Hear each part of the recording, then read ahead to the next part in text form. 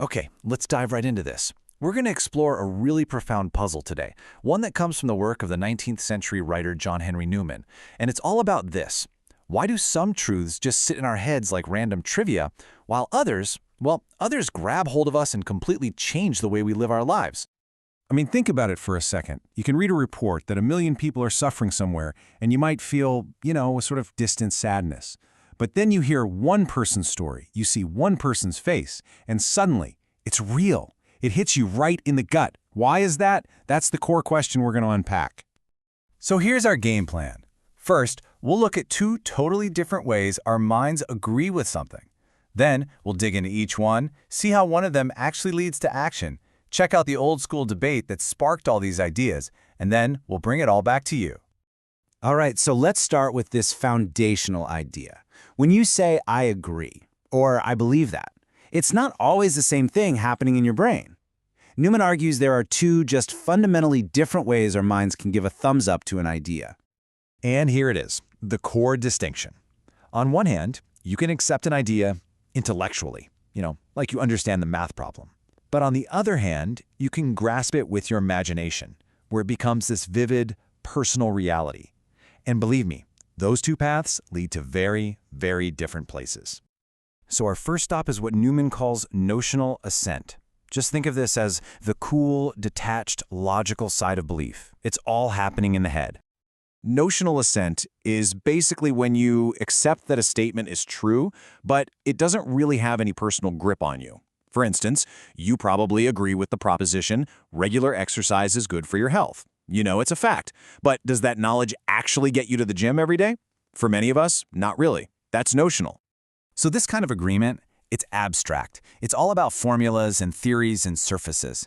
It's kind of like reading a recipe in a cookbook. You can totally understand the ingredients, the measurements, the steps. You notionally assent that if you follow these instructions, you'll get a cake. But you can't taste the cake. It's an impersonal, unemotional kind of understanding. Now, let's flip the coin and look at the other side. Real assent. If notional assent is the logic of the mind, this is the conviction of the heart. And this is where things get really interesting and really personal. Real assent is when a truth absolutely comes alive for you.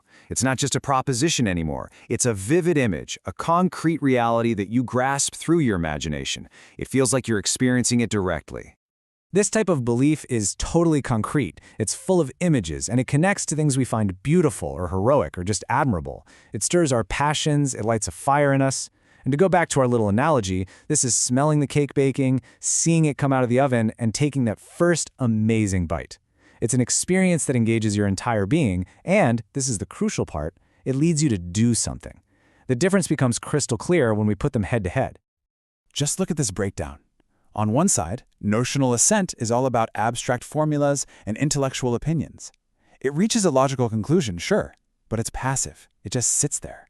But real assent, that works with concrete images. It forges real personal conviction. It doesn't just conclude something, it grasps realities.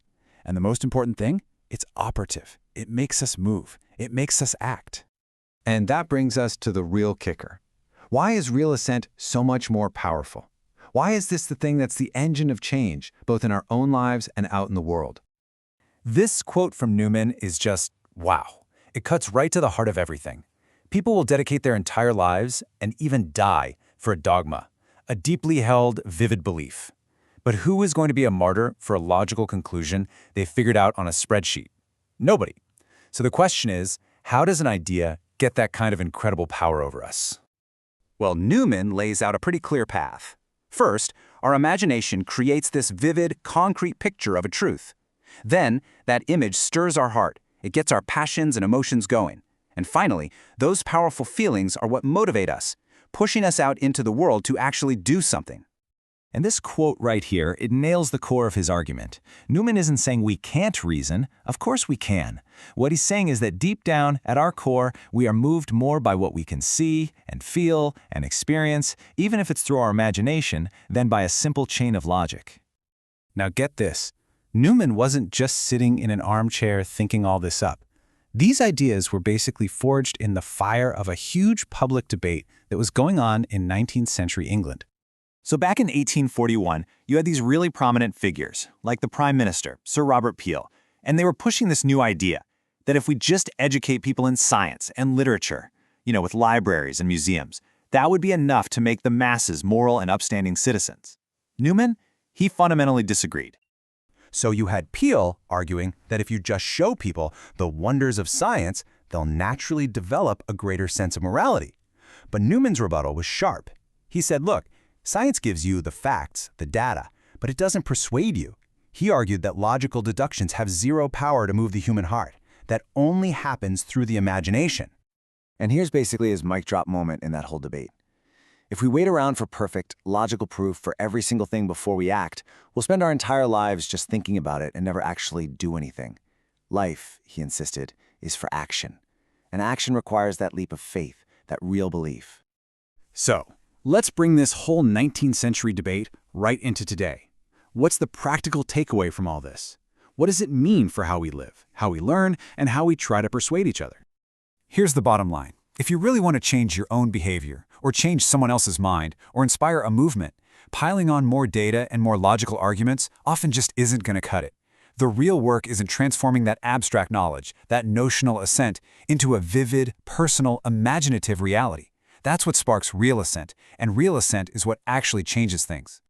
And that leaves us with one last question for you to really think about. Take a look at your own life. What are the things you just know are true in theory?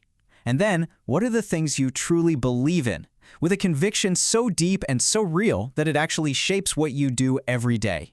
The gap between those two lists, that's where the most important work of our lives really happens.